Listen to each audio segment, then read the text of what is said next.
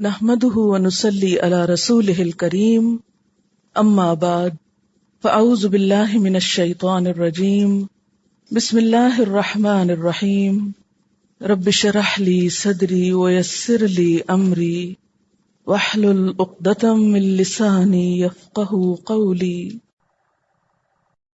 فقال کہنے لگے رب انی لما انزلت الی من خیر فقیر، پروردگار جو خیر بھی تو مجھ پہ نازل کر دے میں اس کا محتاج ہوں۔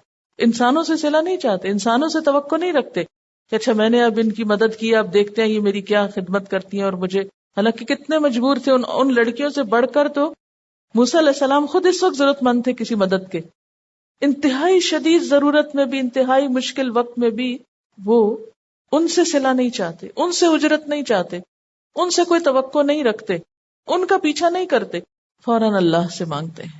نہ کچھ کھانے کو ہے، سفر کی تھکاوٹ ہے، بھوک سے نڈھال ہیں، معلوم نہیں کتنے دن لگے اس سارے سفر میں، لیکن راستے میں جو نیکی کا موقع ملا اس کو کیا، اور پھر اپنے رب سے دعا کی کہ یا اللہ میں خیر کا محتاج ہوں۔ اور خیر کا اطلاق کس پہ ہوتا ہے؟ خیر کا لفظ قرآن پاک میں نیکی کے لیے بھی استعمال ہوتا ہے، مال کے لیے بھی استعمال ہوتا ہے۔ وَإِنَّهُ لِحُبِّ الْخَيْرِ لَشَدِيدٌ، کہ وہ خیر کی محبت میں بہت شدید ہوتا ہے۔ تو یہاں پر جب انہوں نے خیر کا لفظ بولا تو ایک بہت جامع لفظ تھا، اس میں کھانا، مال، گھر، شیلٹر، ہر چیز آ جاتی۔ یہ بہت ہی خوبصورت دعا ہے، اور خاص طور پر ایسی سچویشنز میں پڑھنے کی دعا ہے جب انسان اپنے مستقبل کے بارے میں کوئی فیصلہ نہ کر پائے، یا اس کے سامنے بہت سے امور ہوں جن میں سے کسی بہتر کو نہ چن سکے، یا جس میں سے کسی بہتر کی نشاندہی نہ کر سکے، یا اس کو کسی بھی معاملے میں کسی بہتری کا پتہ نہ چل پائے۔ یعنی ایک ہی وقت میں بہت سی آپشنز ہوں آپ کے سامنے، یا کوئی بھی آپشن نہ ہو۔ جب کوئی بھی نہ ہو تب بھی آپ یہ پڑھ سکتے ہیں کہ اللہ مجھے خیر چاہیے، اور جو بھی تو خیر دے دے وہی ٹھیک ہے میرے لیے، میں اسی کا محتاج ہوں، یا میں ہر خیر کا دوسرے لفظوں میں کہیے کہ محتاج ہوں۔ اور جب ایک ہی وقت میں بہت سی چیزیں سامنے ہوں اور یہ نہ پتہ چلے کہ میرے حق میں کیا بہتر ہے، تو عموماً جب آپ کسی اہم کام میں استخارہ کریں تو استخارے کی مسنون دعا پڑھنے کے بعد یہ دعا بھی بار بار دہرا سکتے ہیں۔ اور اس دعا کو عموماً بتایا جاتا ہے ان لوگوں کے لیے جن کی شادی نہ ہوئی ہو، کیونکہ اس کے فوراً بعد موسیٰ علیہ السلام کی شادی ہو گئی تھی۔ تو جب بھی مجھے کوئی پوچھتا ہے کہ ہماری بچیوں کے لیے دعا بتائیے کہ ان کی شادی ہو، تو میں نے کہا آپ کو نہیں، انہیں پڑھنی ہوگی، کیونکہ اس میں آتا ہے لما انزلت الی من خیر فقیر۔ تو آپ بھی اس کو آزما سکتے ہیں، کیونکہ باقی چیزیں تو انہیں ملی، لیکن آپ دیکھیے کہ فوراً فجاءتہ احداہما تمشی علی استحیاء، ان دونوں لڑکیوں میں سے ایک شرم و حیا کے ساتھ چلتی ہوئی اس کے پاس آئی۔ یہاں خاص طور پر اس لڑکی کی چال، اس کے انداز اور اس کی گفتگو کے انداز پر بات کی گئی ہے کہ اس میں حیا تھی، اور آپ سب جانتے ہیں کہ حیا اور ایمان ساتھ ساتھ ہوتے ہیں، اگر ایک اٹھ جائے تو دوسرا بھی چلا جاتا ہے۔ حیا مرد اور عورت دونوں کے لیے ضروری ہے، لیکن خاص طور پر عورت کا زیور ہے۔ قالت، کہنے لگی، ان ابی یدعوک، بے شک میرے والد آپ کو بلا رہے ہیں۔ اب یہ لفظی ترجمہ تو بے شک کے ساتھ کریں گے، لیکن سمپلی بات یہ کہ میرے والد نے آپ کو بلایا ہے۔ کیوں بلایا ہے؟ لیجزیک اجر ما سقیت لنا، تاکہ آپ کو جزا دیں، بدلہ دیں اس کام کا جو آپ نے ہمارے جانوروں کو پانی پلانے کا کیا ہے۔ روایات میں آتا ہے کہ اس روز لڑکیاں معمول سے پہلے گھر واپس چلی گئیں، کیونکہ پہلے تو سارے لوگوں کے جانے کا انتظار کرتی، پھر آگے بڑھتی، پانی پلاتی اور جاتی، لیکن اس روز موسیٰ علیہ السلام نے ان کے جانوروں کو پانی پلا کے انہیں جلدی گھر بھجوا دیا۔ تو پھر جلدی جانے پر والد سے سارا واقعہ بیان کیا، تو ان کے والد بھی نیک آدمی تھے، انہوں نے بھی احسان کا بدلہ احسان کی شکل میں دینا چاہا، جیسے قرآن پاک میں آتا ہے ہل جزاء الاحسان الا الاحسان، کیا احسان کا بدلہ احسان کے سوا کچھ اور ہو سکتا ہے؟ اللہ تعالیٰ کے جو احسانات ہیں ان کے بارے میں بھی انسان کا رویہ کیا ہونا چاہیے کہ جواباً نیکی کا رویہ اور نیکی کا طریقہ اختیار کرے. اسی طرح زندگی میں کوئی انسان جو ہمارے ساتھ بھلا کرے، خواہ اپنا ہو یا غیر ہو، دوست ہو یا دشمن ہو، جاننے والا ہو یا اجنبی ہو، مسلمان ہو یا کافر ہو، کوئی بھی ہو، لیکن اگر اس نے ہمارے ساتھ اچھا کیا ہے تو اسلامی اخلاق کیا تقاضا کرتا ہے کہ ہم بھی اس کے ساتھ اچھائی کریں، کیونکہ اچھائی کا جواب اچھائی میں نہ دینا یا احسان کا بدلہ ناشکرے پن میں دینا، یہ نمک حرامی بھی ہے، بد اخلاقی بھی ہے، اور ایک مسلمان کو بالکل زیب نہیں دیتا. ایسا شخص اللہ تعالیٰ کے ہاں بھی پسندیدہ نہیں اور بندوں کے ہاں بھی اس کی کوئی قدر نہیں ہوتی. ہم سب اپنے بارے میں سوچیں اور ایک چھوٹی سی ان احسانات کی لسٹ بنائیں جو اللہ تعالیٰ نے آپ پر کیے ہیں. ظاہر ہے ان کو ہم گن نہیں سکتے، لیکن بڑی بڑی نعمتیں جو ہمیں ملی ہیں اللہ کی طرف سے، زندگی ہے، صحت ہے، جوانی ہے، کھانے پینے کو ہے، گھر ہے، شیلٹر ہے، والدین ہیں، وغیرہ وغیرہ، جو ہر روز ہم دیکھتے ہیں اور جن کو سوچنے کے لیے ہمیں کوئی بہت تفصیل میں جانے کی ضرورت نہیں ہے. اس کے بعد لوگوں کے احسانات لکھیں کہ زندگی میں کس کس نے آپ کے ساتھ کوئی احسان کیا ہے. مثلا سب سے پہلے تو والدین کا احسان ہوتا ہے ہم پر. اسی لیے اللہ تعالیٰ قرآن پاک میں اپنی عبادت کے فوراً بعد کیا فرماتے ہیں؟ وَبِالْوَالِدَيْنِ احسانا. وہاں لفظ بھی احسان استعمال ہوتا ہے کہ والدین کے ساتھ احسان کرو. پھر والدین کے علاوہ اور کون ہے؟ مثلا شوہر ہے جس کا احسان بہت کم لوگ مانتے ہیں، لیکن اللہ کے رسول صلی اللہ علیہ وسلم نے عورتوں کو خصوصی طور پر اس چیز کی تاکید کی کہ وہ شوہر کا احسان مانے اور اس احسان کے بدلے میں شکر گزار بھی ہوں. حدیث ہے ایک بہت خوبصورت شوہر کے احسان کے بارے میں. حضرت اسما رضی اللہ تعالی عنہا کہتی ہیں کہ ایک بار نبی صلی اللہ علیہ وسلم میرے پاس سے گزرے. میں اپنی پڑوسن سہیلیوں کے ساتھ تھی. آپ نے ہمیں سلام کیا اور ارشاد فرمایا تم پر جن کا احسان ہے ان کی ناشکری سے بچو. تم میں سے ایک اپنے ماں باپ کے گھر کافی دنوں تک بن بیاہی بیٹھی رہتی ہے، پھر خدا اس کو شوہر عطا کرتا ہے، پھر اس کو اولاد سے نوازتا ہے. اگر کبھی کسی بات پہ شوہر سے خفا ہوتی ہے تو کہہ اٹھتی ہے میں نے تو کبھی تمہاری طرف سے کوئی بھلائی دیکھی ہی نہیں.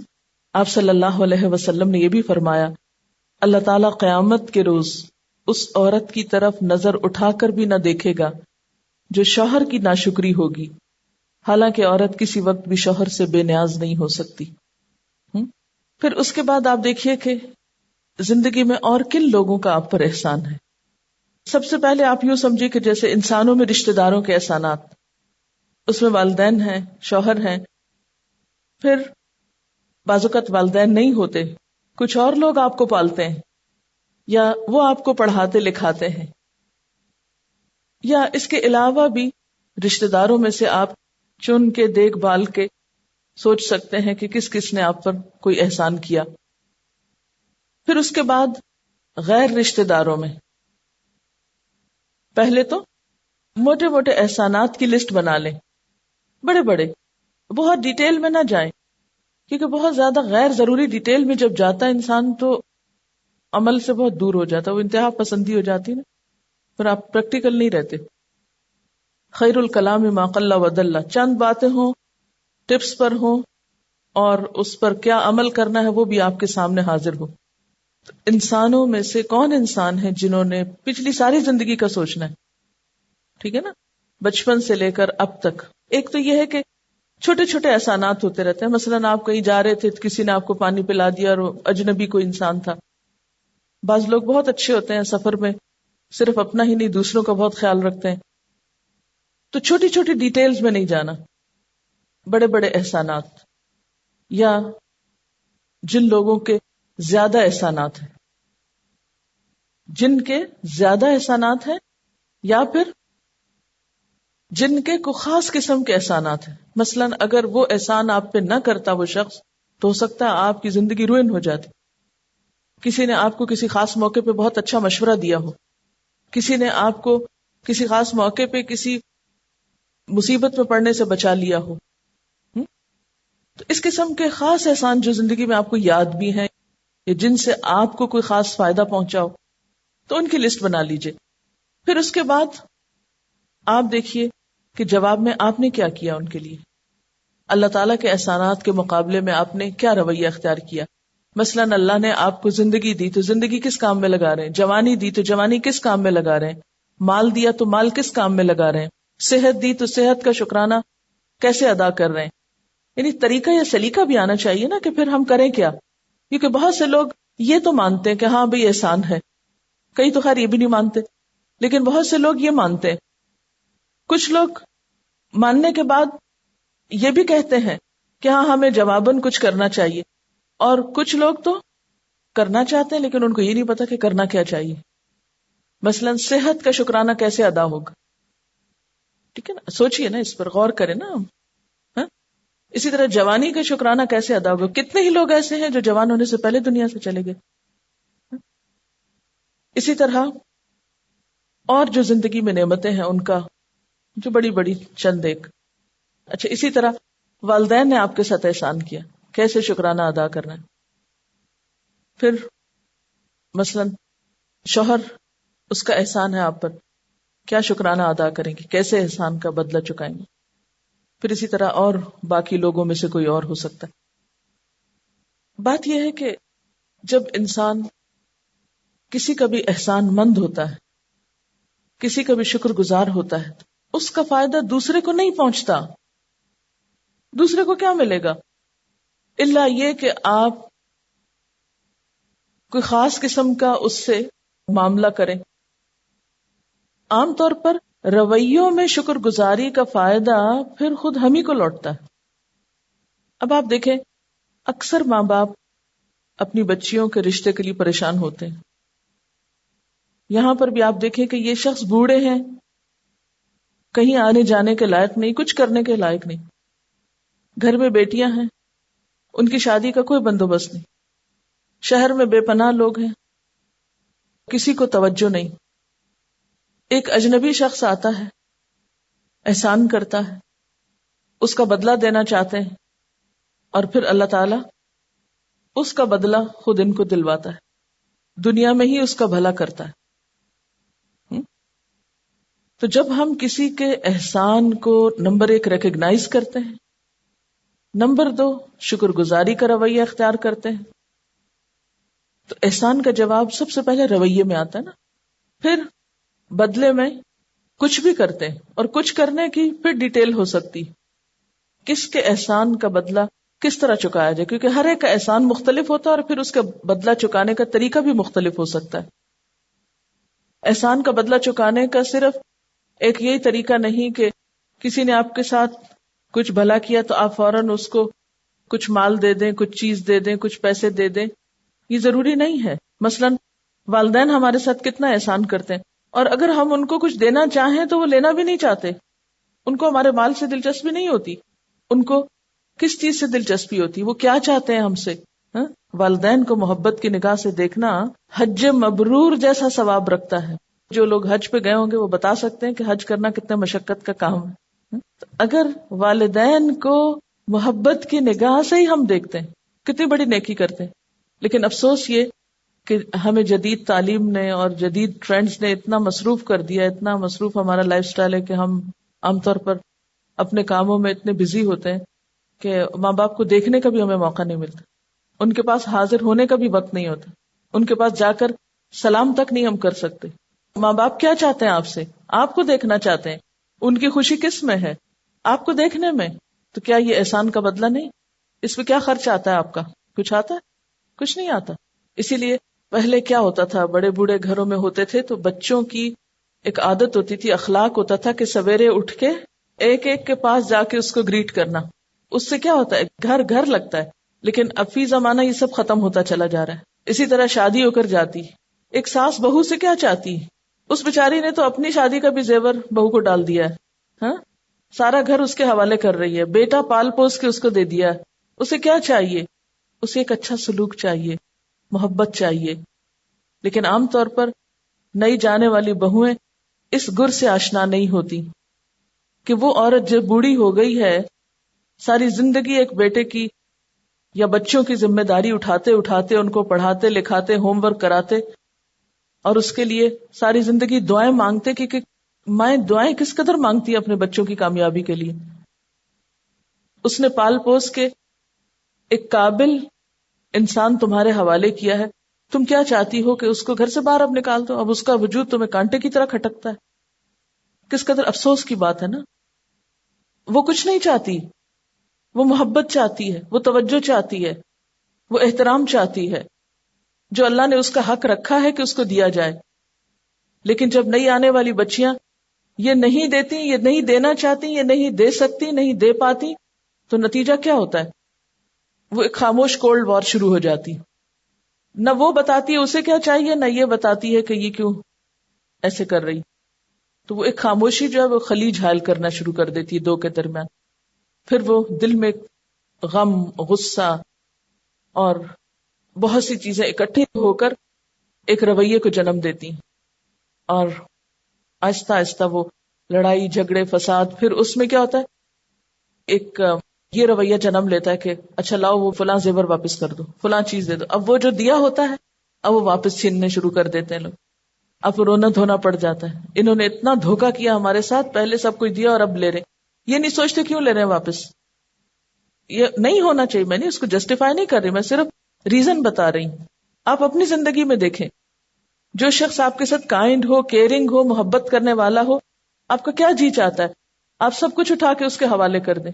لیکن اگر کوئی شخص ناشکرا ہو تو ناشکرے شخص کے پاس تو نعمتیں نہیں ہو سکتی اور نہ اس کی نعمتوں کی حفاظت ہو سکتی. تو یہ جو احسان کا جواب احسان میں دینا ہے، احسان کا بدلہ شکر گزاری میں دینا ہے، اس سے نعمتوں میں اضافہ بھی ہوتا ہے اور خوشی بھی نصیب ہوتی ہے، اور پلٹ کر اس احسان کا بدلہ پھر اسی پہ آتا ہے جس نے کیا ہو، جس نے جواب دیا ہو. یعنی تو یہاں پر آپ دیکھیے کہ بچی آتی ہے اور آ کے کہتی ہے کہ میرے والد آپ کو بلا رہے ہیں تاکہ آپ نے ہمارے لیے جانوروں کو جو پانی پلایا ہے اس کا اجر آپ کو دیں. اچھا یہ بھی تو ہو سکتا تھا کہ وہ گھر سے کچھ پیسے اٹھا لاتی ہے، کوئی بھی چیز کہتی یہ میرے والد نے دیا ہے، جو کچھ آپ نے کیا ہے یہ آپ رکھ لیں. یہ ہو سکتا تھا نا، لیکن ایسا نہیں ہوا. کیونکہ عورت کے لیے زیادہ مستحسن صورت کیا ہے کہ اس کے ساتھ معاملات طے کرنے میں، چاہے مرد بوڑھا ہی ہو یا باپ جیسی شخصیت ہو جو کہ نکل ہی نہیں سکتا، انتہائی بوڑھے لگتے ہیں تبھی وہ ساتھ بھی نہیں آتے، لیکن یہ بچیاں اپنے والد کو شریک کرتی ہیں سارے معاملے میں اور گھر جا کے بتاتی ہیں. عام طور پر ہمارے ہاں کیا ہوتا ہے، ہم عورت کی آزادی کا مطلب کیا سمجھتے ہیں کہ عورت تنہا ہی سارے معاملات طے کر لے، خود سے خود ہر چیز کا فیصلہ کر لے. اس میں بعض اوقات عورت ہی کے لیے مشکلات پیدا ہو جاتی. کیوں کہا گیا کہ عورت کی شادی یا نکاح جو ہے وہ کون کرے؟ اس کا ولی کرے. ان معاملات میں جب ہم فطرت پر نہیں چلتے تو بعض اوقات گھر میں مشکلات اور غلط فہمیاں بھی پیدا ہوتی. قالت ان ابی یدعوک، میرے والد آپ کو بلا رہے ہیں، لیجزیک، تاکہ وہ آپ کو بدلہ دیں، اجر ما سقیت لنا، جو بھی آپ نے ہمارے جانوروں کو پانی پلایا. فلما جاءہ، تو جب موسیٰ علیہ السلام اس کے پاس آتے ہیں، وقص علیہ القصص، اور اسے اپنا سارا قصہ سناتے ہیں. کون سا قصہ؟ کہ پیچھے کیا کر کے آئے، یہاں کیسے پہنچے. قال لا تخف، کہتے ہیں کہ خوف نہ کرو، نہ ڈرو.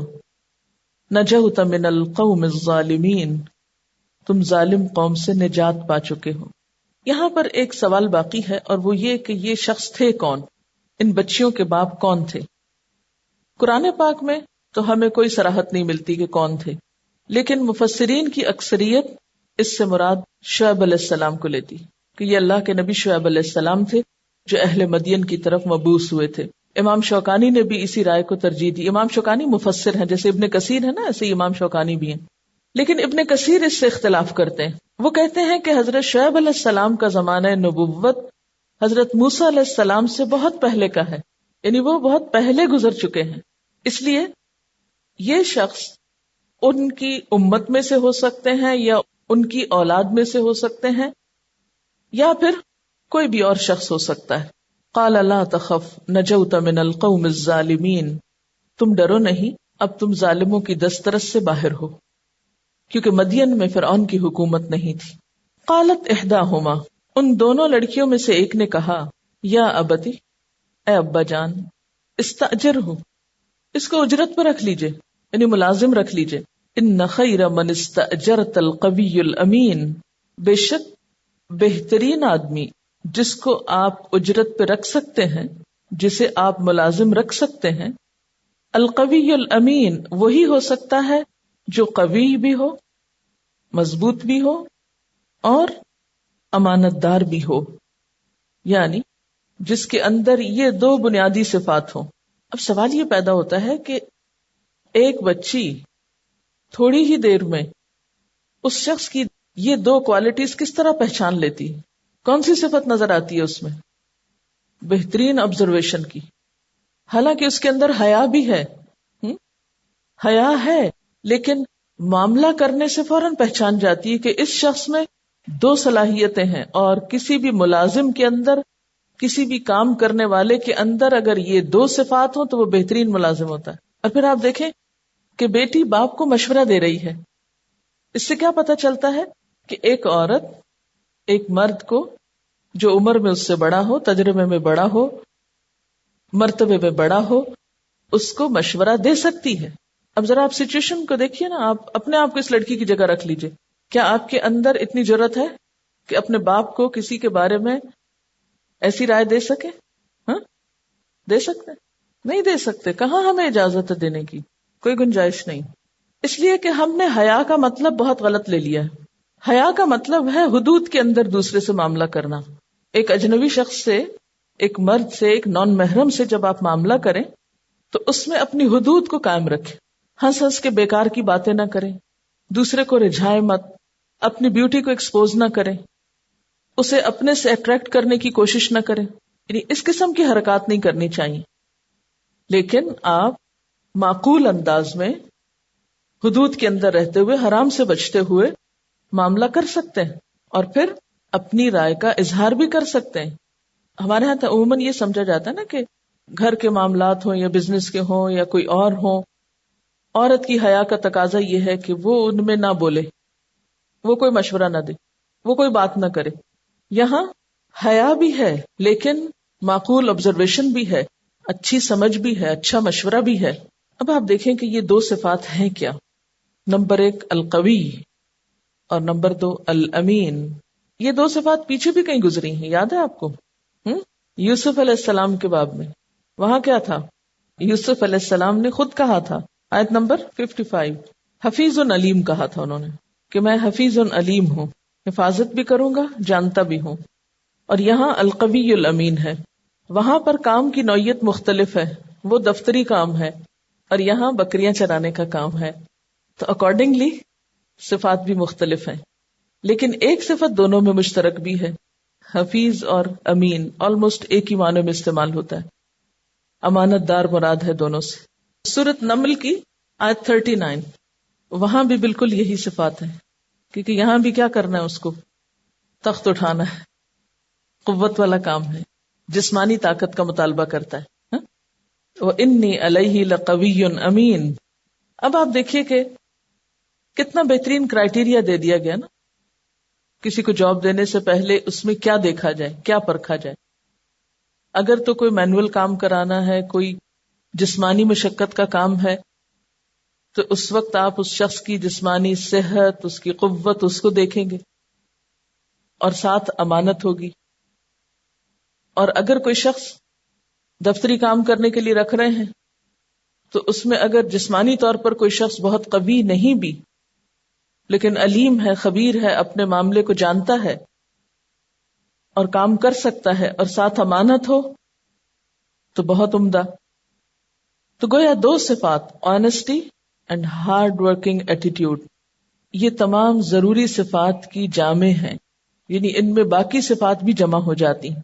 اگر کسی انسان کا انتخاب کرنا ہو یا اس کے لیے کوئی معیار مقرر کرنا ہو تو ان دو لفظوں سے بڑھ کے کوئی معیار نہیں ہو سکتا. لیکن آج کل کیا ہوتا ہے، سرکاری عہدوں وغیرہ کے لیے، جابز کے لیے عموماً کام کی صلاحیت نہیں دیکھی جاتی، اس کے برعکس ڈگریاں دیکھی جاتی. ایک شخص کہیں سے جعلی سرٹیفکیٹ لے آیا یا اصلی لایا، بس کسی اور نے اگر اس پہ دستخط کیے ہوئے ہیں تو یہی اس کی شناخت ہے اور یہی کچھ کافی ہے. خصوصی طور پر دیانت اور امانت کی طرف توجہ نہیں ہوتی. نتیجہ کیا نکلتا ہے؟ ہمارے دفتروں کے ماحول میں کام ہو نہیں پاتا. کوئی کام آپ کسی کو دیں، وہ کر کے واپس ہی نہیں لوٹائے گا، حتیٰ کہ اتنا بھی نہیں بتائے گا کہ اس کو کوئی کام دیا بھی گیا تھا. یا پھر یہ کہ وہ فائلوں پہ فائلیں جمع رہتی ہیں، لوگ باہر دھکے کھاتے رہتے ہیں، سارا دن دفتروں کے باہر کھڑے رہتے ہیں. پھر اسی طرح رشوت لے کے کام کیا جاتا ہے. پھر اقربا پروری ہوتی ہے کہ اپنے رشتہ داروں کا اور جاننے والوں کا کام جلدی نکال دیا اور باقی لوگ جو ہیں وہ کھڑے رہے. یہ سب کچھ کیوں ہو رہا ہے؟ اس لیے کہ دین کے اس اصول پر عمل نہیں ہو رہا. بنیاد اور جڑی غلط ہے تو آگے کیا درست ہوگا؟ اس میں ایک اور بہت اہم بات یہ نکلتی ہے کہ عموماً جس کے پاس قوت ہوتی ہے وہ پھر امانت کی پرواہ نہیں کرتا. وہ اپنے آپ کو عقل کل سمجھ لیتا ہے یا اوور کانفیڈنٹ ہو جاتا ہے اور نتیجتاً وہ امانت کی صفت سے عاری ہو جاتا ہے. اور بعض لوگ امانت دار تو بہت ہوتے ہیں مگر اتنے سیدھے سادے ہوتے ہیں کہ کوئی کام کرنا نہیں جانتے، تو ایسی امانت بھی پھر زیادہ فائدہ نہیں دیتی آپ کو. تو یہاں پر وہ بچی جو ملازمت کے لیے ایک کرائیٹیریا دے رہی ہے باپ کو، وہ کیا ہے؟ ایک طرف وہ قوت والا ہے اور دوسری طرف امانت دار ہے. وہ سوچتے ہیں کہ بات تو ٹھیک ہے، ہمیں ملازم کی ضرورت بھی ہے، لیکن اس طرح ایک نوجوان کو گھر میں ملازم رکھ لینا جبکہ نوجوان بچیاں بھی گھر میں ہوں جن کی شادی نہیں، تو یہ تو کوئی مناسب بات نہیں معلوم ہوتی. اس پر وہ ایک حل نکالتے ہیں کہ کیوں نہ اپنی بیٹی کی شادی اس لڑکے سے کر دی جائے. قال انی اريد ان انکحک احدی ابنتی ہاتین. باپ نے کہا میں چاہتا ہوں کہ اپنی ان دو بیٹیوں میں سے ایک کا نکاح تمہارے ساتھ کر دوں. لڑکی کا باپ خود شادی کی آفر کر رہا ہے. ہمارے یہاں یہ بات بہت معیوب سمجھی جاتی کہ لڑکی والے کبھی لڑکے والوں کی طرف رشتہ لے کر جائیں. ہمارے کلچر میں اس کو پسند نہیں کیا جاتا. لڑکی والوں کے پاس یہ حق ہی نہیں کہ وہ اپنی بچی کی شادی کسی لڑکے سے کرنے کی خواہش کا اظہار بھی کریں. لیکن ہمارے دین میں اسے ناپسندیدہ نہیں قرار دیا گیا. یہ رسم ہماری خود ایجاد کردہ ہے. ہم دیکھتے ہیں کہ حضرت خدیجہ رضی اللہ تعالی عنہا نے خود پیغام ایک طرح سے بھجوایا تھا. یعنی آپ کے پہلے نکاح کے لیے پیغام حضرت خدیجہ رضی اللہ تعالی عنہا کی طرف سے آیا تھا. اب آپ کہیں گے وہ تو بیفور اسلام تھا، لیکن اس کے بعد بھی آپ دیکھیں کہ حضرت حفصہ رضی اللہ تعالی عنہا کے نکاح کے لیے حضرت عمر رضی اللہ تعالی عنہ نے خود آفر کی تھی حضرت ابوبکر رضی اللہ تعالی عنہ کو، حضرت عثمان رضی اللہ تعالی عنہ کو، لیکن انہوں نے آگے سے جواب نہیں دیا تھا کیونکہ انہیں معلوم تھا کہ آپ صلی اللہ علیہ وسلم نے اس بات کا کہیں ذکر کیا ہے. اب دیکھیے کہ اگر ہم فطرت پہ لوٹ آئیں تو ہمارے کتنے مسائل حل ہو سکتے ہیں، لیکن جتنی زیادہ خود ساختہ رسموں کو ہم نے اپنے اوپر مسلط کر لیا، یعنی خود ہی بنایا، خود ہی اس میں اپنے آپ کو جکڑ لیا. یہ بالکل ایسے ہی ہے جیسے کوئی شخص رسی بنائے اور پھر وہ رسی اپنے پاؤں میں باندھ لے. یعنی تصور کر سکتے ہیں کہ کوئی شخص اپنے ہاتھ پاؤں خود رسی سے باندھ رہا ہو یا لوگوں کو کہیں آئیں ذرا مجھے باندھ دیں. تو یہ جتنی بھی ہماری معاشرتی رسمیں ہیں بیکار قسم کی، یہ بالکل ایسا ہی عمل ہے. خود کو پیش کرتے ہیں ہم رسیوں سے بندھوانے کے لیے یا پھر اپنے آپ کو خود بھی باندھتے رہتے ہیں. اور اس کے برعکس اللہ تعالیٰ نے ہم پر جو فرائض عائد کیے ہیں ان کی ادائیگی کی ہمیں کوئی فکر نہیں ہوتی. ان فرائض کو ہم پورا کرنا نہیں جانتے، وہ رسیاں کاٹ دیں. مثلا نماز کی ایک پابندی ہے، زکوٰۃ کی پابندی ہے، اور کچھ پابندیاں ہم پر، ان کی پرواہ نہیں، کیونکہ ہم دوسری پابندیوں سے نکل ہی نہیں پاتے. اللہ کی غلامی میں کب دیں اپنے آپ کو. وآخر دعوانا الحمد للہ رب العالمین. سبحانک اللہم و بحمدک نشہد ان لا الہ الا انت نستغفرک و نتوب الیک. والسلام علیکم و رحمۃ اللہ وبرکاتہ.